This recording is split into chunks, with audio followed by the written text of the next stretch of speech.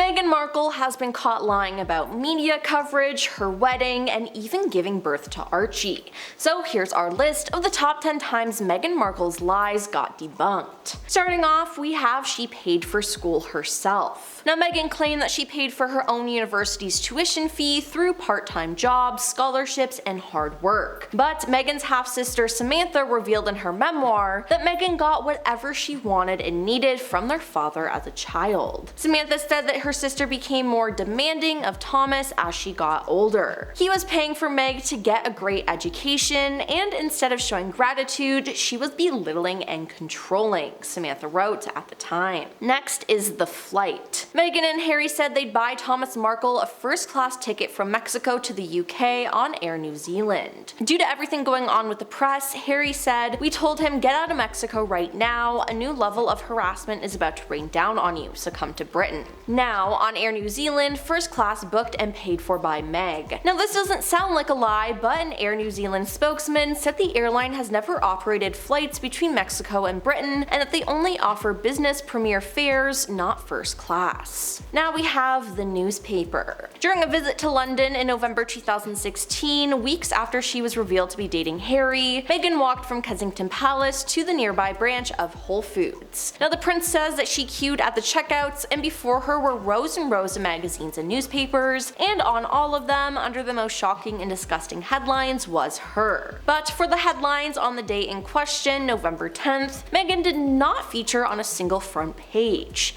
Now, even if she had, she wouldn't have seen them at Whole Foods because they don't sell newspapers, and the only magazines it stocks are specialist lifestyle publications. Now, I can't even think of a logical explanation for this other than them lying. Moving on to the lawsuit. In Spare, Harry complains that Meghan's lawsuit against the Mail on Sunday, which they announced in October of 2019, was barely getting covered at all in the newspapers. He said the lawsuit wasn't as covered as widely as, say, Meg's daring to shut her own car door. In fact, it was barely covered at all. Nonetheless, friends took note. Many texted, "Why now?" Now, this just isn't true though, because the media actually heavily reported on the lawsuit. Now let's talk about lying about birth. The palace announced that Meghan had gone into labor after she had given birth and was already at home with Archie. Now, Archie was born at 5:26 in the morning on May 6, 2019, but the palace didn't announce anything about the birth until 2 p.m. that afternoon. Then, Meghan and Harry didn't fulfill the tradition of taking photos with Archie just hours after he was born.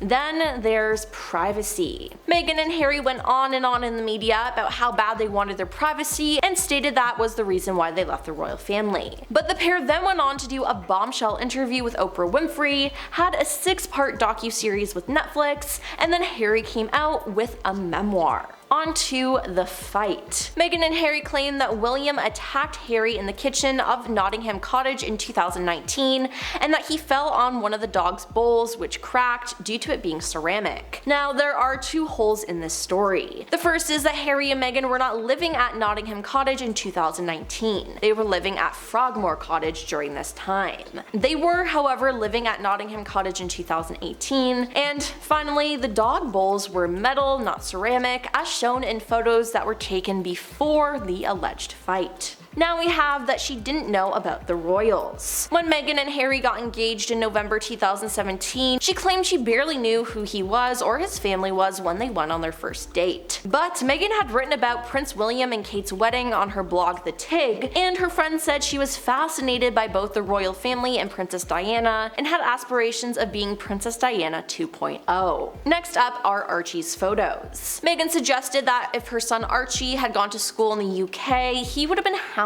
by the press and paparazzi. However, there are strict rules governing the press which prevent photos being taken of children at school, so this wouldn't even be possible. And finally, we have the secret wedding. In the Oprah interview, Meghan claimed she and Harry had a private wedding without witnesses 3 days before they exchanged vows in front of the world. It was just them and the Archbishop of Canterbury, but the Archbishop has denied legally marrying the pair, but refused to rule out a private vow swapping ceremony before their televised wedding. Well, that's all for our list of the top 10 times Meghan Markle's lies got debunked. Now, she's probably gotten away with even more lies, and we'll just have to wait until they come to light.